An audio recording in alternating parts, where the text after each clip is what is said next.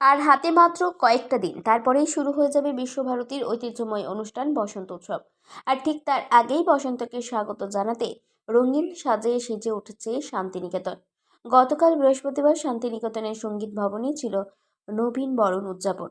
উৎসবের রেশ বজায় রেখে শুক্রবার সকাল ৯টার সময় একটি বর্ণাঢ্য শোভাযাত্রার মাধ্যমে মাতল সঙ্গীত ভবনের ছাত্রছাত্রীরা।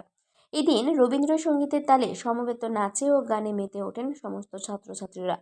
এই শোভাযাত্রায় উপস্থিত ছিলেন বিশ্বভারতীর উপাচার্য সঞ্জয় মল্লিক, এছাড়াও আরও ছিলেন সঙ্গীত ভবনের অধ্যাপক অধ্যাপিকারা, বিভিন্ন ভবনের শিক্ষক শিক্ষিকারা আরও প্রমুখ।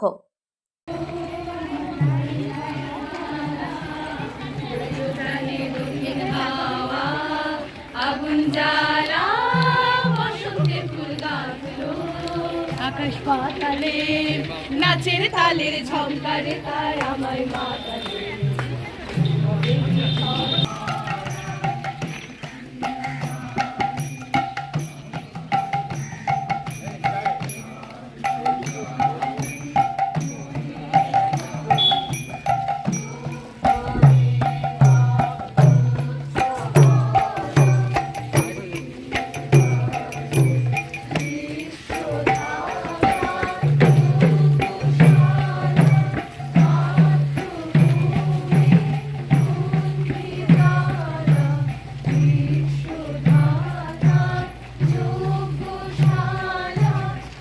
তোমরা কি করছো এখানে আজকে? আজকে আমরা সকালবেলা আমাদের যেটা বলি আউটিং বা প্রাতঃকালীন ভ্রমণে বেরিয়েছি। আমাদের গতকাল সঙ্গীত ভবনের নবীন বরণ ফ্রেশার্স ছিল।